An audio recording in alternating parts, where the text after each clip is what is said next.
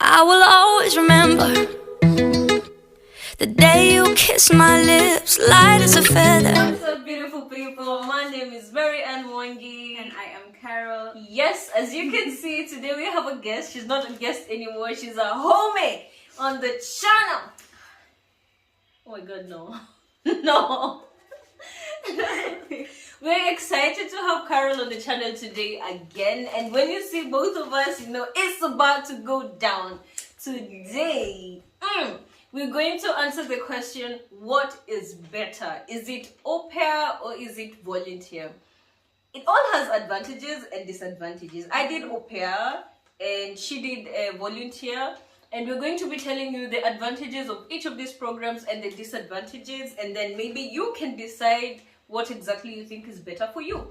So we are going to jump right into the advantages of Aupair. au pair. Okay, so the first advantage of doing au pair, if you don't know what au pair is a program I used to move to Germany, and it was relatively affordable and everything. If you wish to know anything about how you can move to Germany through this program, make sure you check out my channel. And before we start, make sure you subscribe to the channel and hit that like button. If you have any questions, drop them in the comment section below. When Carol has said she's going to reply. When Carol has said she's going to reply on things that concern volunteer, and I'm going to be replying to the things that concern au pair. Before I speak for 50 minutes, the first advantage of doing au pair is the fact that you learn your language really, really fast. Why? Because you're spending your family every single day. You're spending You're spending your family. you're spending your time every single day with a family that speaks the native language that you want to learn. Remember, you can not only do your au pair in Germany, you can do it in other countries like Sweden or like Austria. I mean, Austria also still speaks German, or Denmark and all these other countries. And once you're living with a family, you get to learn the language really, really fast. Yeah. Exactly. This is mostly important when you have intentions to stay back in the country, maybe to study or to work there. So if you're looking for a way that you can learn the language really, really fast, of course, it's easier in and within the family, because you also learn really, really fast when you're working with kids. Yeah. I agree. You agree? I actually agree with that one, because Yeah. you really learn a lot from kids. Yeah. It's easier. Yeah, and they also fuck you up at this way. Yeah. Okay. So, so on the language part for volunteer, you also, it depends on where you get your placement. So some people choose to volunteer in places like a kitchen setting, or like in places where you don't really talk to a lot of people. Like I know of people who volunteer in hospitals, but in the service departments. So they never really get to interact with a lot of people, so they don't really know how to speak the language. And that's a really big disadvantage in terms of volunteer.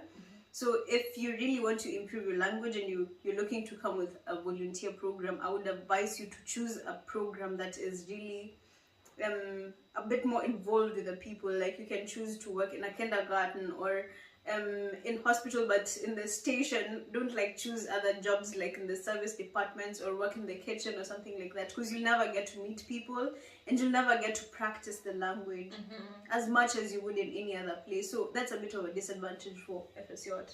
I think that's very valid. Yeah. That's a good reason. Or that's a good comparison. Or it's something that tells the truth. Yeah, like the places you can really learn the language really fast. Like the place I was, I got to speak to people every single day. Yeah. And that's even adult interaction. Like you really learn a lot, because every day someone is telling you, go get that. You really have to learn. Yeah. Yeah, and working with people one-on-one, you have to speak. Like it forces you out of your shell.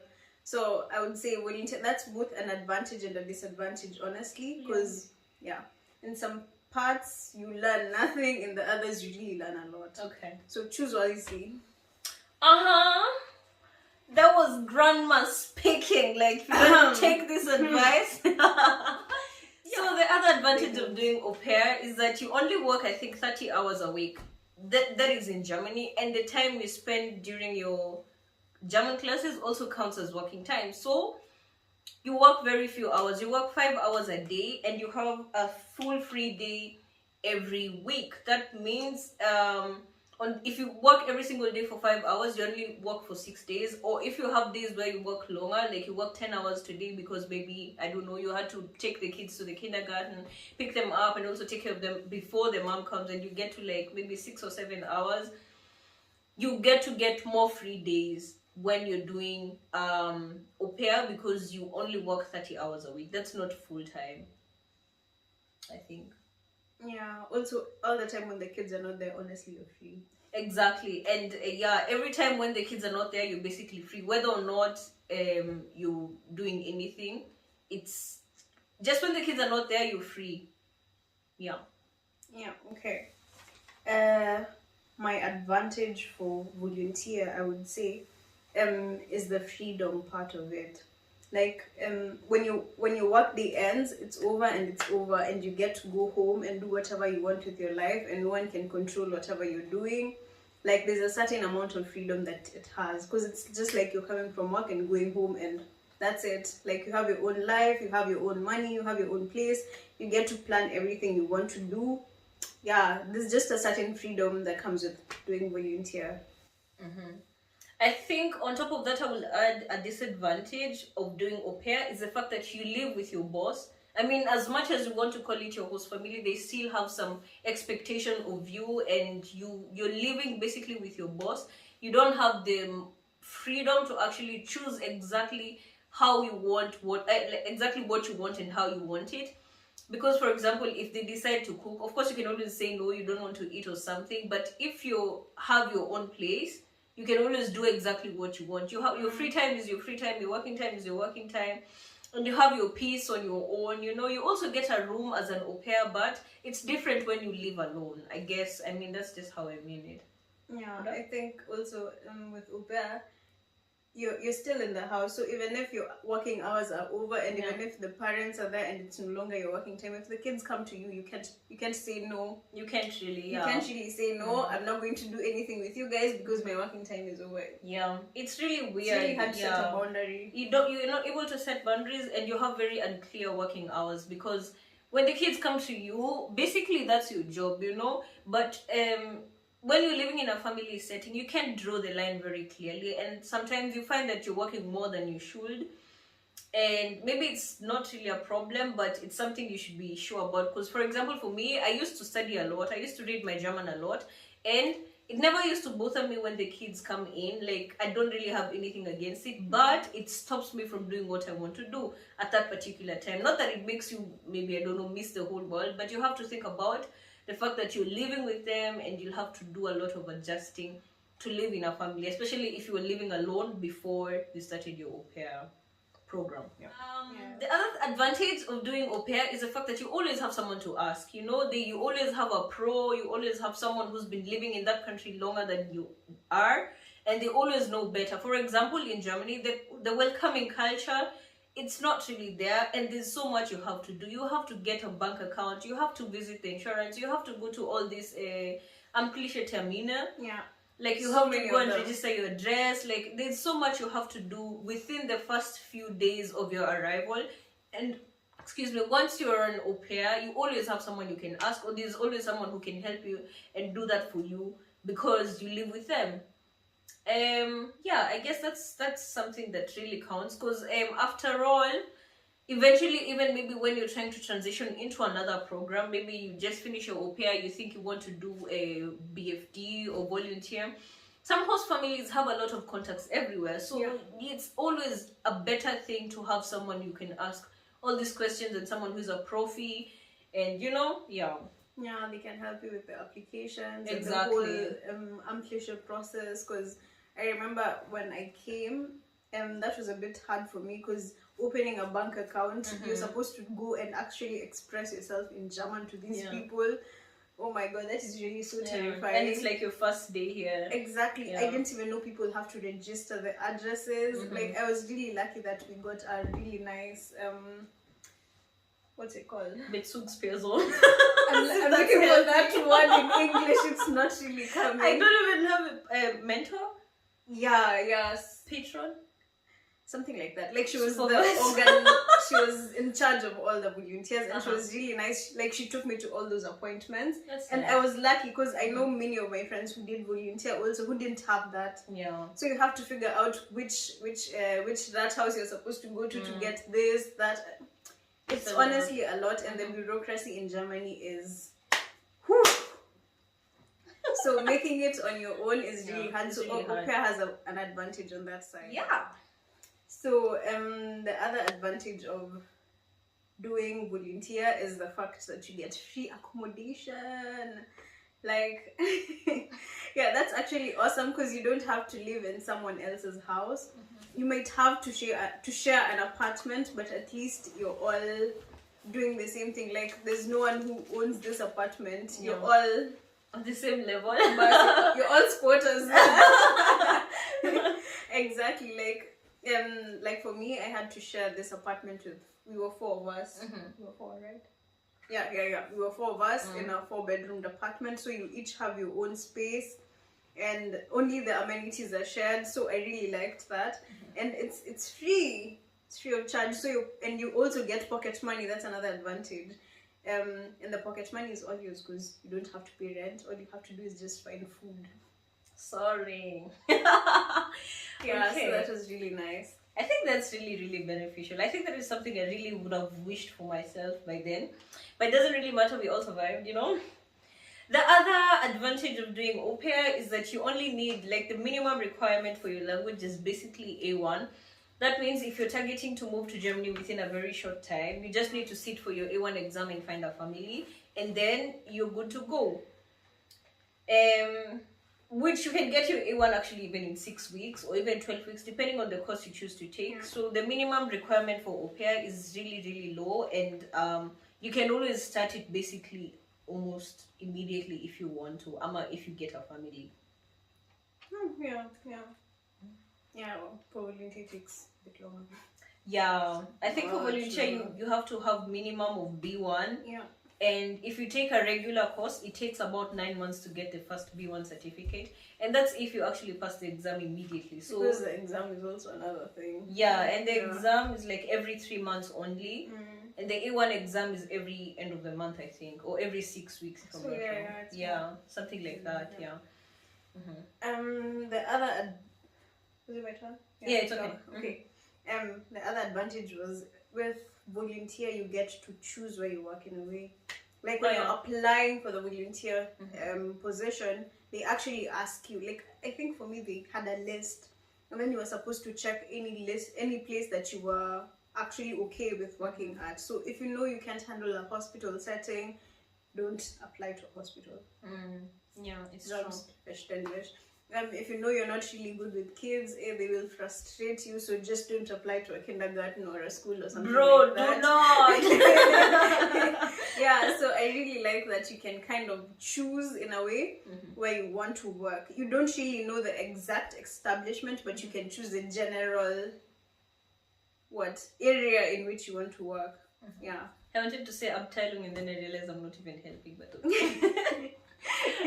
Yeah. I think on that I would count a disadvantage for au pair because you only get, as before you travel, you only get to see what they want to show you. So you're never really sure if that's really the case. You know, like you don't really have any certainty that this is exactly how this family is, or so on and so forth. Because with an organization, their standards are the same. Yeah. But a family might be showing you only the brighter side of their family. And family is just like home. Everybody's home has issues.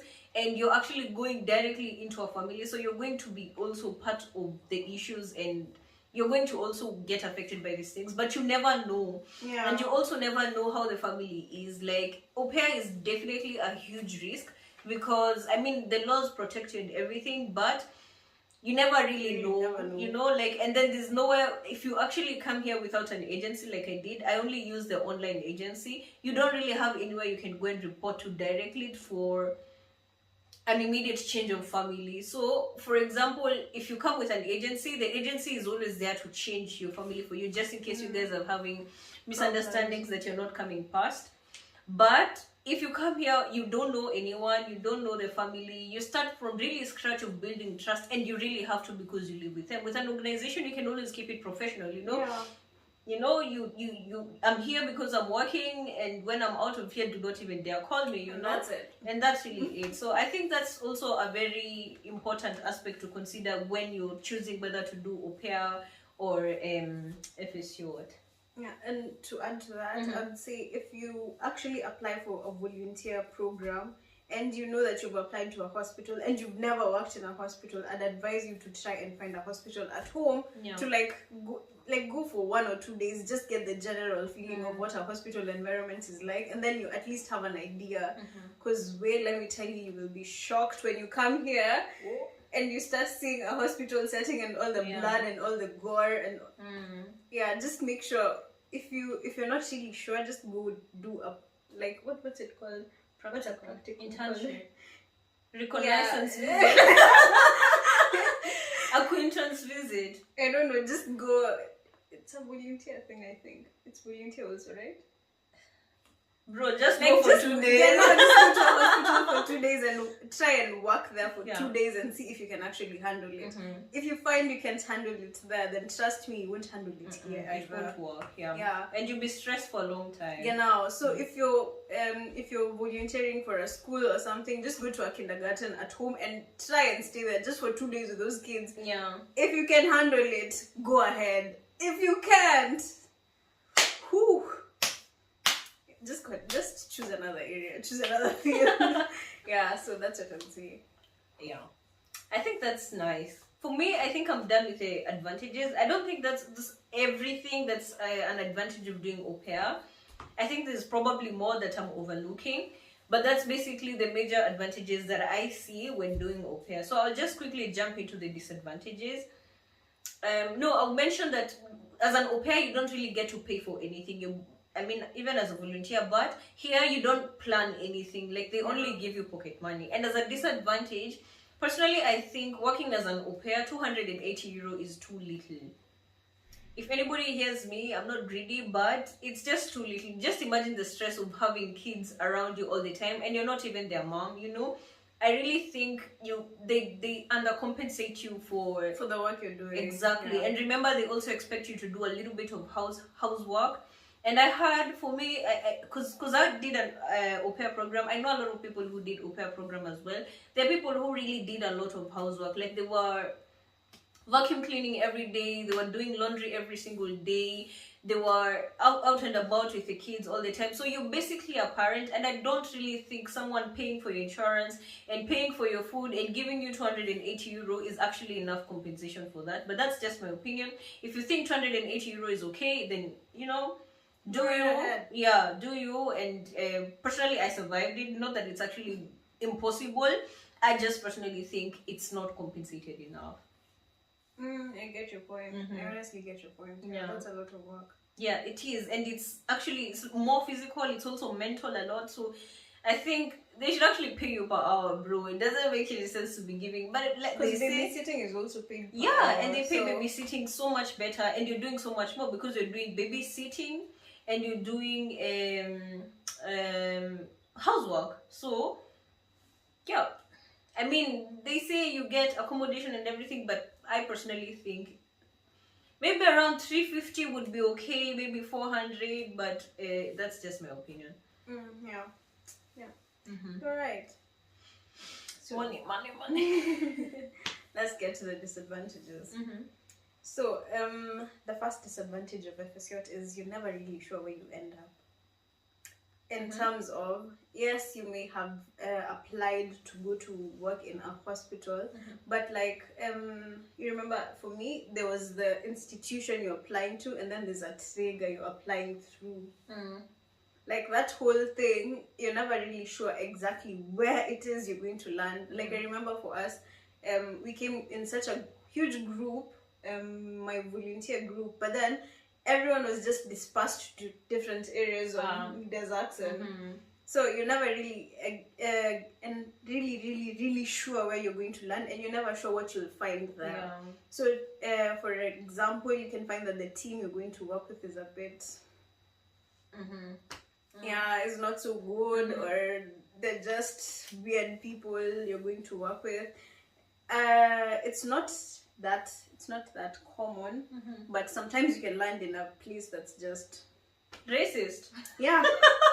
So I would advise you apply to places that are a bit Metropolitan.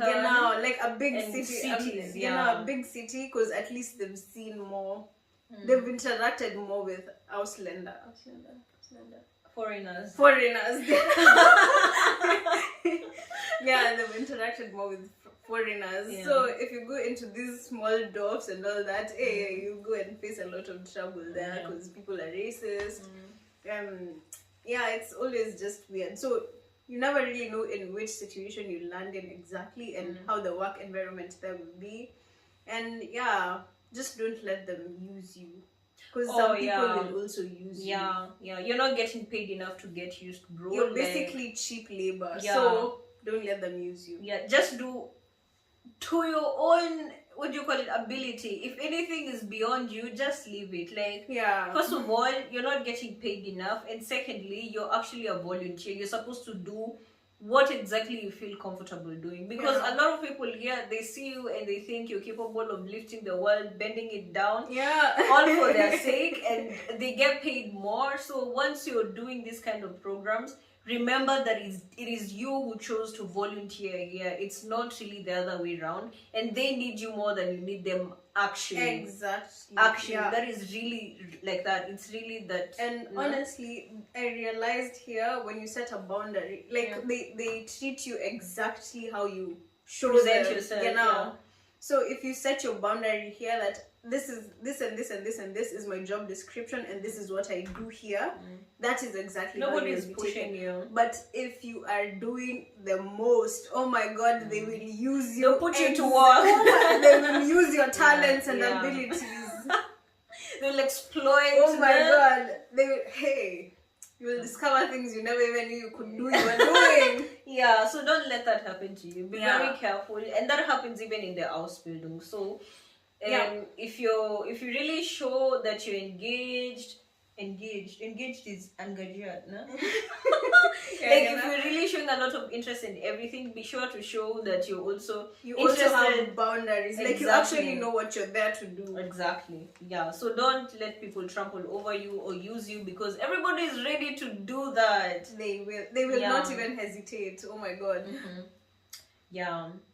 And for me, one thing that I find as a disadvantage of doing au pair is the fact that you can only do it for 12 months. So supposedly everything goes right and you enjoyed being with your host family and everything, and maybe you didn't get to the level of language you wanted to transition into another program. You cannot extend it. After 12 months, you have to try something else. You cannot, you really cannot. You can only volunteer in Germany. If you come out of the EU, you can only you can only be an au pair once for a maximum of 12 months, even if it's within different families. So you can never really extend it if it was really good, you know? Yeah. Yeah, I think for volunteer, after Corona, they changed it. Now you can do volunteer for up to 2 years. okay, because for me, what I know is you can do it up to 18 months if you come out of EU. Like if you're not part of the EU, you can do it up to 18 months. Maybe if you come from the EU is when you can do it for 2 years, but it doesn't really matter. No, At it least was you can after the extend whole it. Corona thing, because it was really hard to get like a transition place. They extended it and said you can do it now up to 2 years, so that you have enough time to make your applications and all that, because of Corona. But I don't know if it was only for that one or 2 years, or it was now completely extended. But the last I checked, it was 2 years now. Years, Yeah, they had extended it. That's nice. That's actually really nice, because there are so many people who didn't come during that COVID period because of visa challenges and everything. Yeah. So So they if you're able to understood extend, that. that's nice. Yeah. Okay, but you have to check, because for me, I think the law says 18 months, but you have to check. She says it was extended, but It was actually extended, but I'm not sure if they reversed it back, because it's kind of over now. make sure you check. Yeah. Now. Yeah. So yeah, it's you. you never know what kind, like you live alone, but most of the time they don't give you your own space. So I know a few people the ones who were given like their own place, it's mostly because you were the only volunteer in that institution. So there's no one really to share with. But if you go to a place and you have to share an apartment with people, oh my god, you never know who you're going to land together with. You never know who's going to be your roommate. You never know what kind of habits they have. So oh my god, you have to have patience. What they eat. So yeah. Toto. Oh my god. Hey. You will meet people from all over the world. Yeah. They will cook poison and you will have to stay in that house. You don't have to eat their food. Yeah. But you'll be there as they cook. Yeah, like there was a roommate of mine. My god. She used to cook chili and then I think spicy to the chili or I don't know, but we would all cry and cry for hours because she's cooking. You will choke. Hey, and then you'll be struggling for life, for air. But she's seated right there. She's cooking and she doesn't even feel it. And I'm like, oh my god, I'm dying. I'm dying. You're coughing, you're dying, you're choking. But she doesn't even feel it. And you have to live with it. And you can't tell them to change. Yeah, because that's really what they are. And and you don't even know. Maybe there's a type of food you yourself you cook and they feel the same way. So you never know. You just have to learn how to tolerate every single person and every single weird thing they do. Like honestly, you see some weird stuff, but what can you do? Yeah, so patience, tolerance, drink water, grace,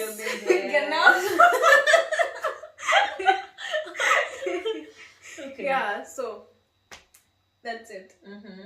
My next disadvantage, which I think is my last one, is the fact that you experience culture shock. Like on the positive side, you experience it firsthand, but also on the bad side, like the things that you find very, very unacceptable, maybe for yourself, or things that you find very weird or very foreign, or things that you're not really accustomed to, you're going to experience these things firsthand. For example, maybe if you come from a Muslim family and you're volunteering in a place where they're not Muslims, you're going to have to live with the fact that they eat pork. And you live with that firsthand because you're living with them. So if there are things that you know about the culture that will shock you, they will actually be shocking you firsthand. For me, it's the fact that Germans are very direct. Personally, I think it gets to arrogance. I really think it gets to arrogance. But that is something you get to hear even at home. So you're just asking something and then someone gives you an answer, you're like, I didn't even mean it badly, you know. But they come in peace. I come in peace, like. But then those are things you really get to experience first. Because if you're not, for example, living with them, someone might actually be more careful how they talk to you because it's not a homely setting; it's mostly a professional setting, and you get their better version. Weißt du is German.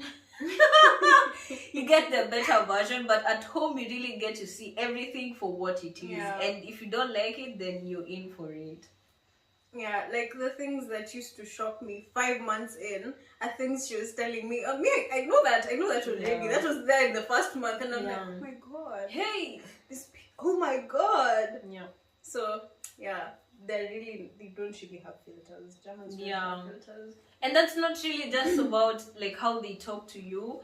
It's you. It's how you hear it. You know, like, because you're probably, for us, we come from a very polite culture where someone will actually go up, over and above, behind the bushes and everything before they say what they're saying. So if you meet someone that slaps you with the truth on your face, you're like, hey, relax.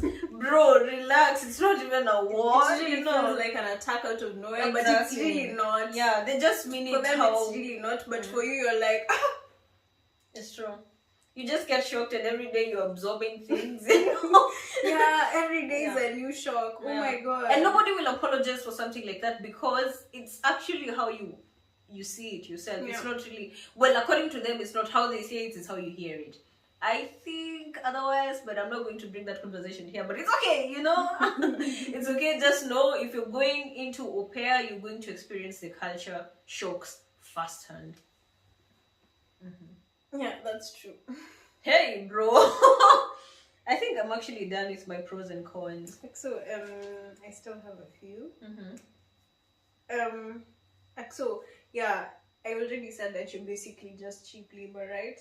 Yeah. As a volunteer, you're just cheap labor for them. Yeah. So, and you're working in those places where most people don't like to work in. exactly. So like in a hospital, you'll be expected to do almost as much as all the other people do, but you're getting like a quarter of their pay. Yeah, it's true. If you even like, I know, if like, it even I gets see to a what quarter, so you're basically just cheap labor there. So don't let them use you. Yeah, like really don't allow yourself. Seriously. Don't let them use you. They're getting paid 4 times as much as you are, and they will use you if you give them the chance. Like they will use you.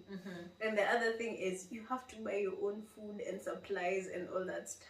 Yeah, and it's expensive. Oh my god. Hey, this year everything is even more expensive. Oh my god. Yeah. I mean, you get paid more as a volunteer, right? Yeah, you get paid a bit more, but still, you're also paying for a lot. Yeah, you have to buy your own food, you have to buy your own supplies. Toilet paper. Oh my god, and the it's expensive. Toilet paper.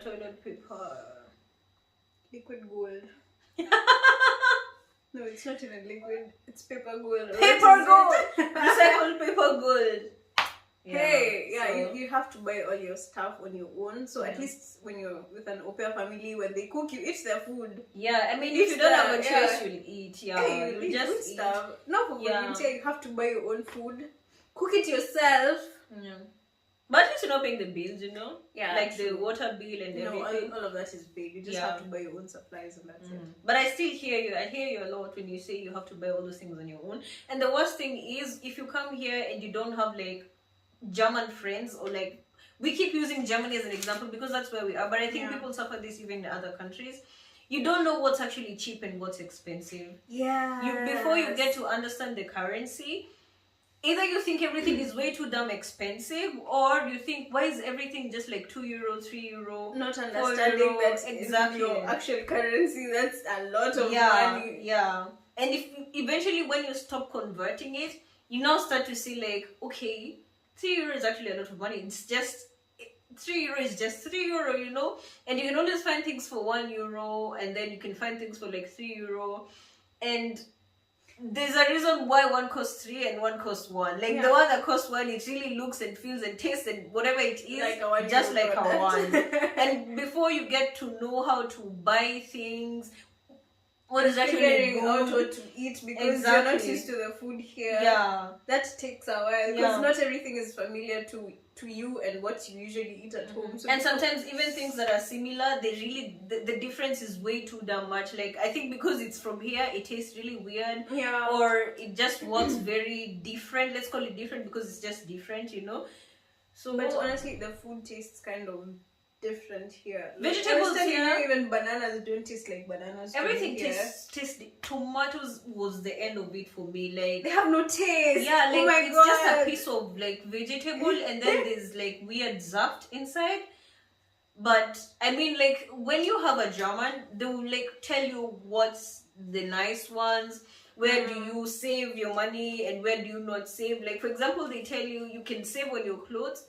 But maybe if you're buying something like shoes, especially walking shoes, if you walk on your feet, go all the fucking way. Jesus Christ, this is YouTube. Go all the freaking way. If you're going to find shoes for like €100 and they're walking shoes, just buy them. Because if you buy €30 shoes, your feet will tell you, well, I'm not going to be wearing €30. Like, they will teach you where to save your money and where not to. I think that's it. On our side. Yeah, I think I'm done too. You done? I'm done. You don't have anything else to add? No. You're exhausted? I have exhausted all my resources. You have used me. In fact, don't allow someone to use you. Yes, I feel very used. Use her! In fact, drop your questions on the comment section below. Anything I see, I will call her to reply to it with first-hand experience because she volunteered for a whole year. Oh my God. And I actually extended it. Yeah. 2 whole months. Honey. I see you. Yeah, so that's basically it from today's video. We wish you guys a good application process, and if you're already in the program, tall, keep going, but just make sure you take care of yourself as much as you can. Yes. Yeah. recently I came across a quote that says your first responsibility. I think this is actually common knowledge, but your first it just hit me different that your only and your first responsibility in this life is to take care of yourself. It's not even about any other person. And I know that's so selbstverständlich, but it just hit me. I'm like, okay, that's really your main responsibility in life, to keep yourself alive, to keep yourself happy, to keep yourself healthy and everything. So put you first, because you're never getting paid enough, you know. Okay. Yeah, I guess this is where we end this video. Make sure you subscribe to the channel and give this video a thumbs up, and we'll see you soon. Peace out.